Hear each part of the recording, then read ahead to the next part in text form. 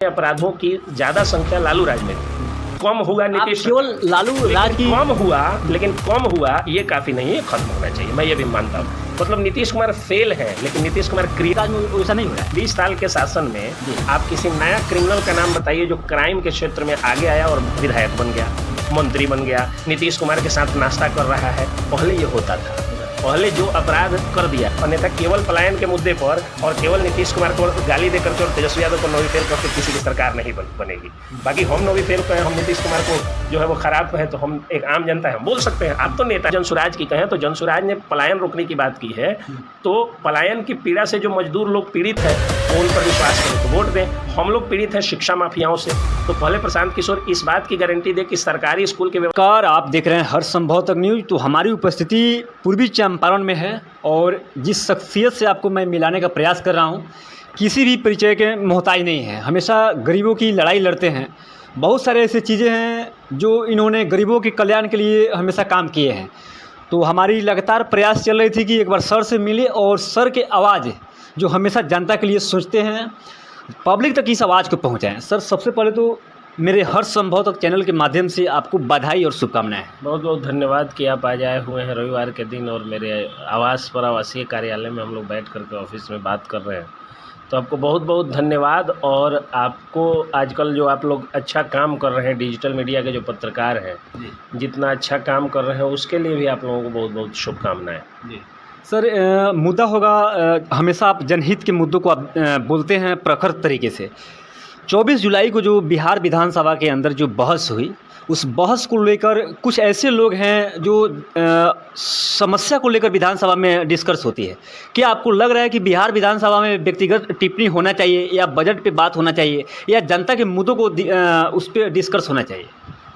देखिए, जो आप भाषाई गरिमा के गिरने की बात कर रहे हैं जी, वो भाषाई गरिमा तब गिरती है जब व्यक्ति का व्यक्तिगत या शैक्षिक संस्कार अच्छा नहीं होता है। जी, व्यक्तिगत संस्कार का मतलब होता है कोई व्यक्ति है जो मतलब जिनके बाप दादा भी उसी तरह से बात किए हैं, वो गलती से विधानसभाओं में पहुंच गया, या अनपढ़ गंवार आदमी है, कम पढ़ा लिखा आदमी है, निरक्षर आदमी है, ढंग की शिक्षा दीक्षा नहीं हुई, वो पहुंच जाता है तो भाषाई गरिमा गिरती है। लेकिन कई पढ़े लिखे नेता लोग भी ऐसा कर रहे हैं। तो चूँकि हम लोग पढ़े लिखे लोग हैं, आप भी पढ़े लिखे विद्वान आदमी हैं, हम लोग भी पढ़े लिखे लोग हैं, तो मुझे लगता है कि जब अनपढ़ नेताओं का जाना बंद हो जाएगा या कम पढ़े लिखे नेताओं का जाना बंद हो जाएगा, मेरे हिसाब से राजनीति में कम से कम ग्रेजुएशन जो है वो कंपलसरी होना चाहिए कि भाई आपको विधानसभा का अगर चुनाव लड़ना है तो आपको ग्रेजुएट होना है। यहीं पे आपको रोकना चाहेंगे। आप जो कह रहे हैं कि पॉलिटिक्स में कम से कम ग्रेजुएशन होना चाहिए, क्या आपको लग रहा है कि इतना सारे लीडर हैं उन लोगों का बेहतर तरीके से शिक्षा से जुड़ाव रहा? लगभग सबका रहा है। जो नेता अपने बाप के नाम पे आ जाते हैं वही अनपढ़ रह जाते हैं, क्योंकि जो संघर्ष से पॉलिटिक्स में ऊपर तक पहुंचता है निश्चित रूप से उसकी पॉलिटिकल समझ अच्छी होती है। तो दो चीज़, केवल एक जातिवाद और दूसरा परिवारवाद की पैदाइश जो नेता होते हैं वो अनपढ़ होते हैं। अन्यथा जो अपने मेरिट से और जो जात पात का सहारा नहीं लिया वो प्रायः मेरिटोरियस होते हैं, प्रायः पढ़े लिखे लोग होते हैं।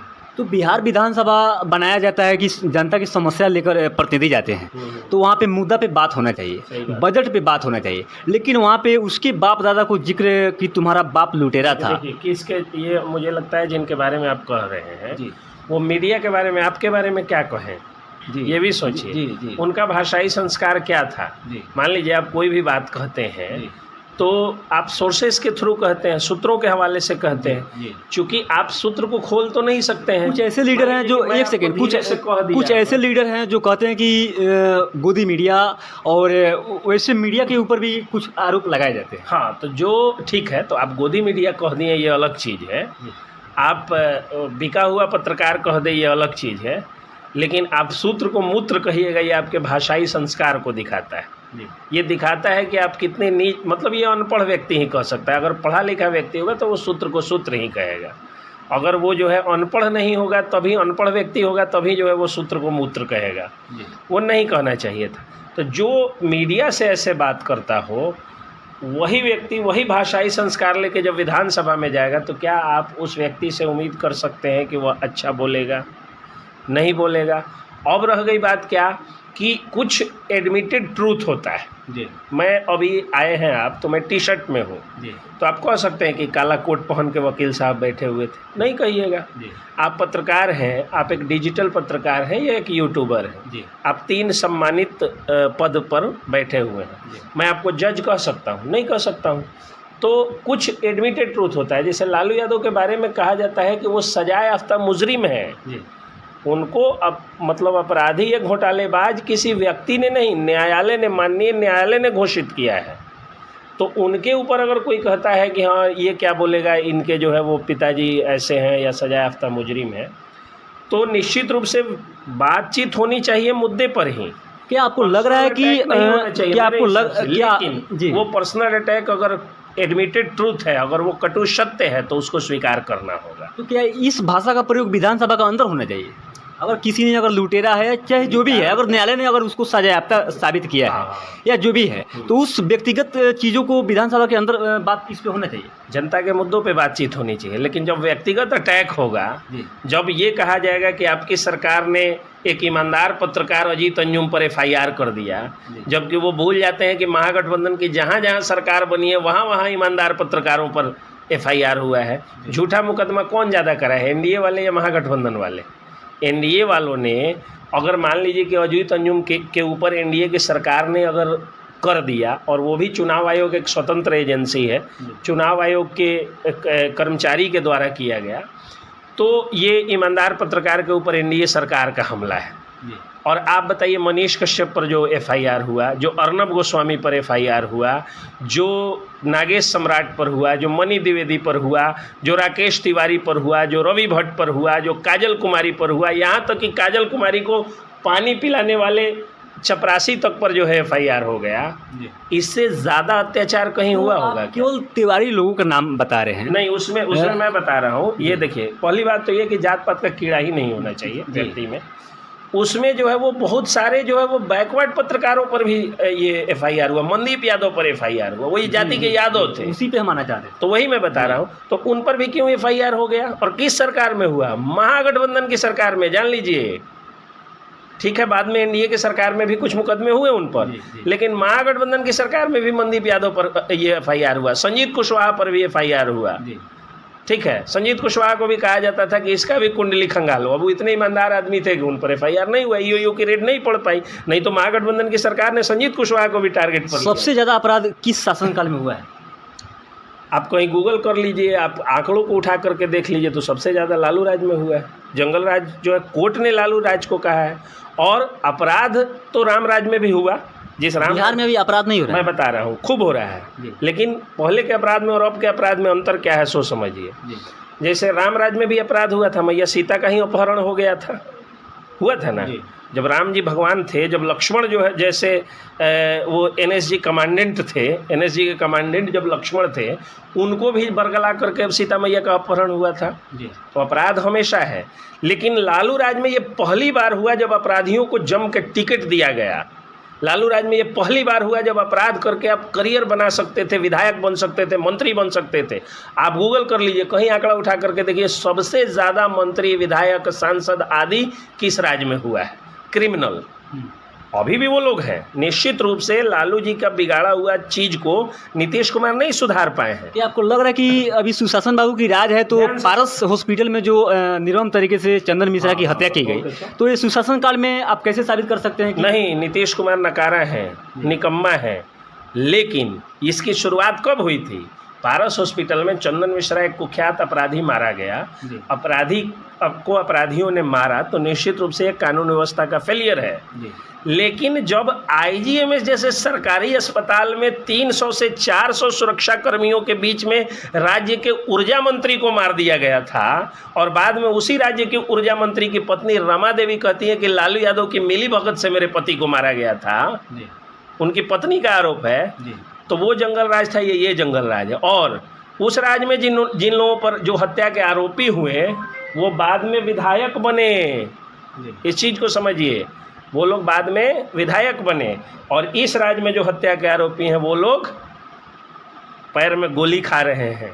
जेल की सजा काट रहे हैं, जेल जा रहे हैं और चूहे की तरह बिल में छुप कर। बिहार में अगर देखा जाए, ब्रज बिहारी की हत्या हुई थी, समझिए जंगल राज में और अब के राज में क्या अंतर है।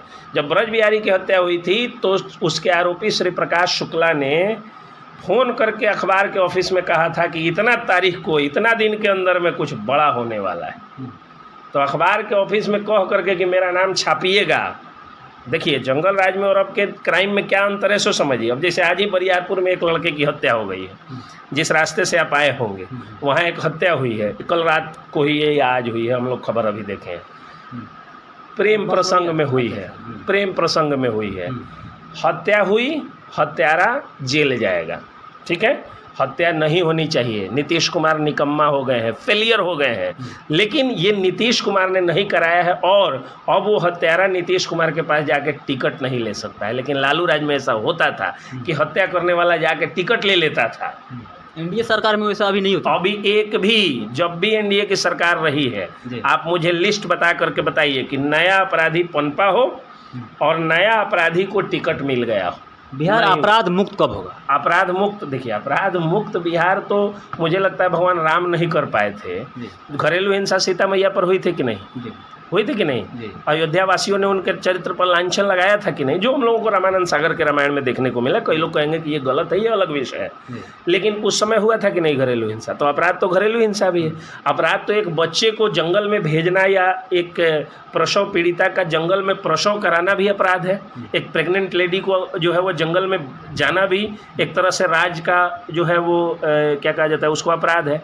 सीता मैया का अपहरण भी अपराध है, लक्ष्मण को शक्ति बाण लगना भी अपराध है। तो रामराज में भी अपराध हुआ है। अपराध कभी बंद होगा ऐसी हम लोग भगवान से प्रार्थना कर सकते हैं कि बंद हो जाए। बिहार के सबसे बेहतर अपराध कंट्रोल हो तो उस हिसाब से अगर देखिएगा तो एनसीआरबी के डेटा बताते हैं कि प्रति लाख जघन्य अपराधों की ज़्यादा संख्या लालू राज में थी। कम हुआ नीतीश, केवल लालू राज की कम हुआ, लेकिन कम हुआ ये काफ़ी नहीं है, खत्म होना चाहिए, मैं ये भी मानता हूँ। मतलब नीतीश कुमार फेल हैं, लेकिन नीतीश कुमार क्रिएटर नहीं, और लालू यादव क्रिएटर थे।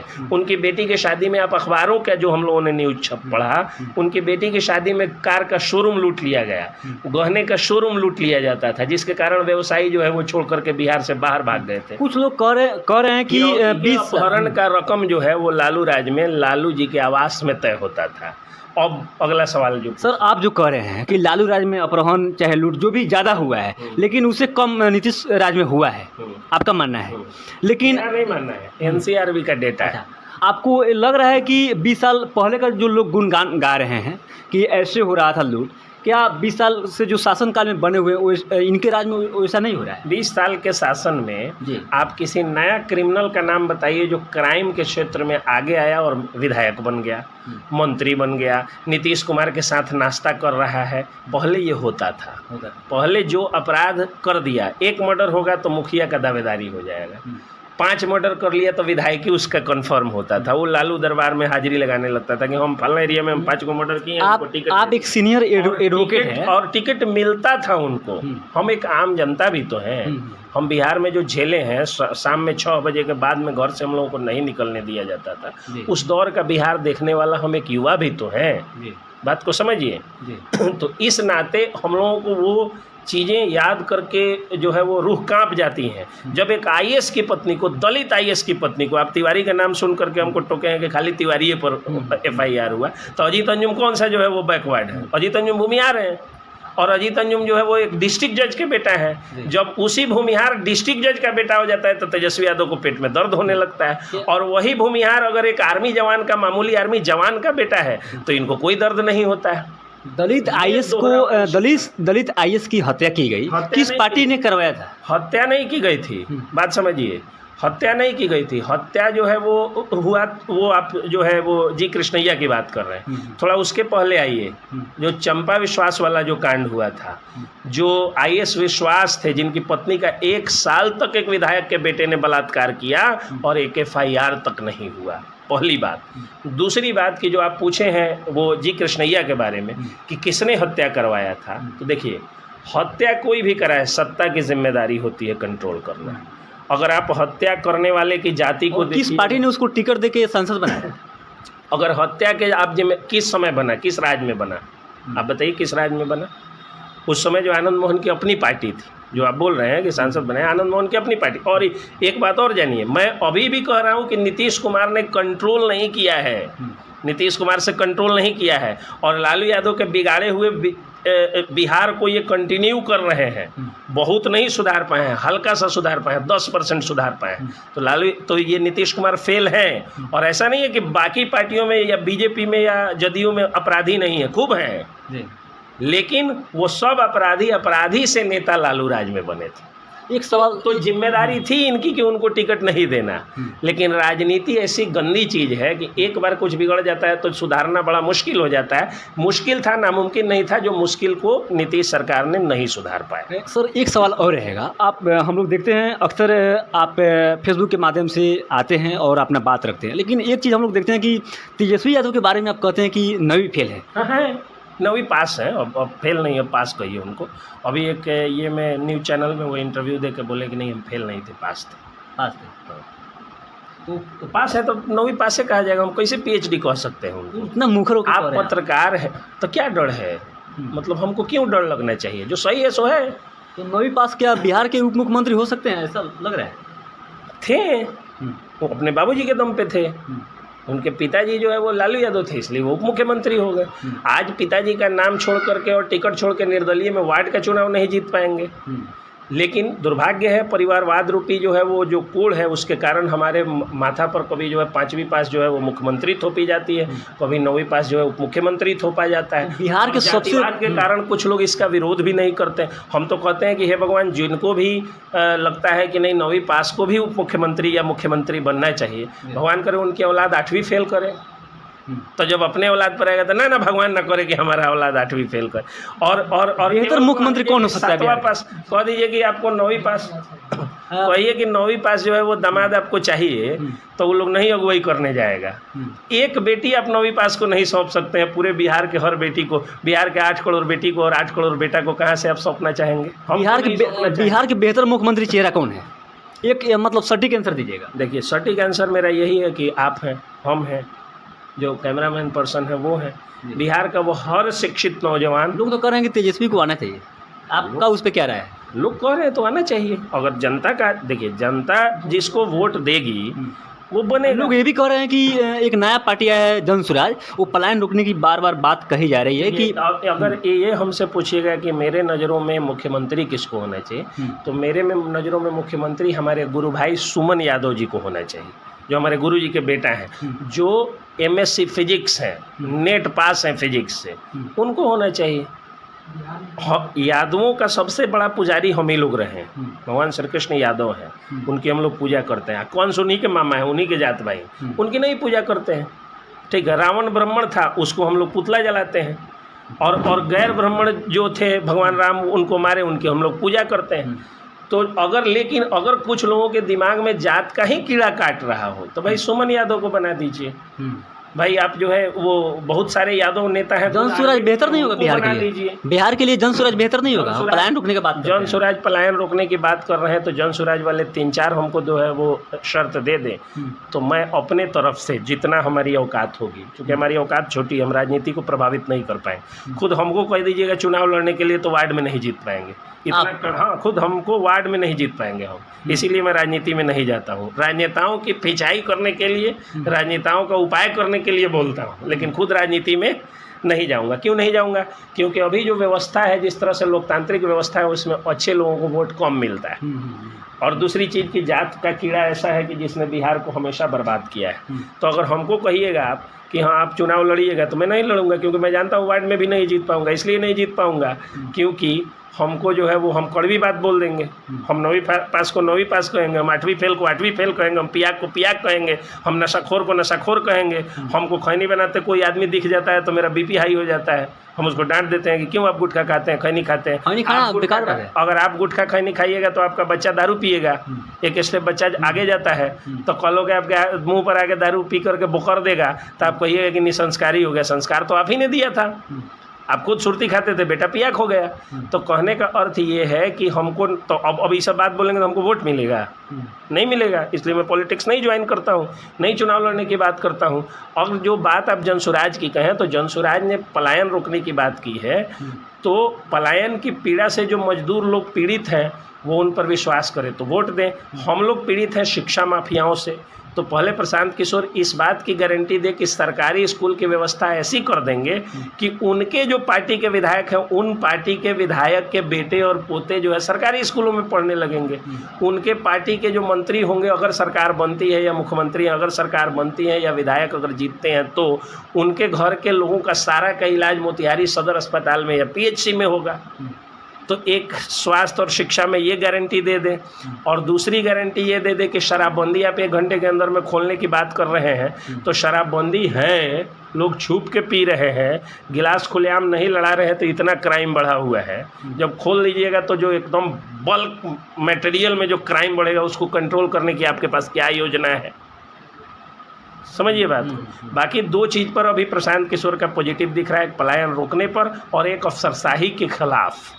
अफसरों को जिस तरह वो डांट रहे हैं, इसको देख के लग रहा है कि अगर वो सत्ता में आए तो अफसरशाही पर लगाम लगेगी, लेकिन क्राइम पर कैसे आप लगाम लगाइएगा, आप शिक्षा माफियाओं पर कैसे लगाम लगाइएगा, आप गुंडों पर कैसे लगाम लगाइएगा, और आप भ्रष्टाचार पर कैसे लगाम लगाइएगा। इसका अगर रोड मैप प्रशांत किशोर दे के विश्वास दिला दे तो उनकी सरकार बनेगी। अन्यथा केवल पलायन के मुद्दे पर और केवल नीतीश कुमार को गाली दे करके और तेजस्वी यादव को नौवीं फेल कह के किसी की सरकार नहीं बनेगी। बाकी हम नौवीं फेल कहें, हम नीतीश कुमार को जो है वो ख़राब कहें, तो हम एक आम जनता है, हम बोल सकते हैं। आप तो नेता हैं, आप अगर किसी को ख़राब कहिएगा तो आपको विश्वास दिलाना होगा कि आपसे बेहतर कौन है, आप उनसे बेहतर कैसे हैं, यही बात। तमाम ऐसे मुद्दे थी, शिक्षा, स्वास्थ्य, विकास, रोजगार है। और हमारे साथ सीनियर एडवोकेट हैं SK सर, जो हमेशा लोगों के कल्याण के लिए सोचते हैं, और तमाम ऐसी मुद्दे थे जिस पे प्रखर तरीके से बता रहे हैं। सही को सही कह देना, गलत को गलत कह देना, वैसी ताकत और वैसी हिम्मत सब किसी में नहीं होता है। जो सर ने अभी बताया है, गरीब, गुरबा, वंचित, शोषित और शिक्षा, रोजगार, स्वास्थ्य की जो बात करेंगे उसको पब्लिक चुनेंगे। और बाकी आप लोग कमेंट बॉक्स में ज़रूर बताइएगा। आप लोग देख रहे थे हर संभव तक न्यूज़। जय हिंद, जय भारत।